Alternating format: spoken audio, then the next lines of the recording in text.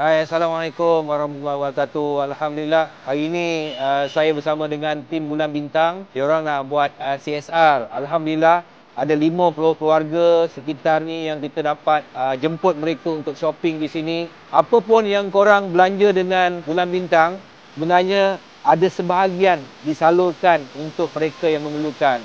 Nak tengok tak? Jom kita shopping.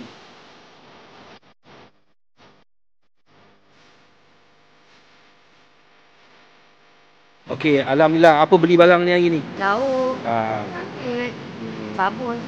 Beli makanan keperluan, makanan anak-anak, untuk anak. Ini untuk anak-anak. Ini untuk dapur lah ni. Ni telur untuk dapur. Alhamdulillah.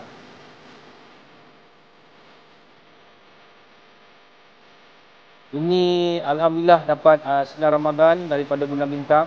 Apa perasaan tak? Dah macam tak Ah. Alhamdulillah, bersyukur sangat. Ya.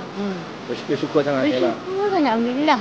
Terima kasihlah kepada Bulan Bintang sebab sponsor semua ni dan semoga murah rezeki.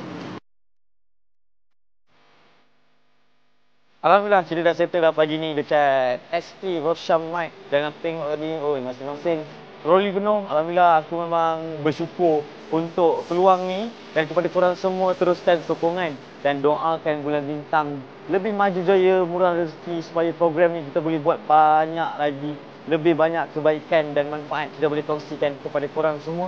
I'll see you guys in the next video.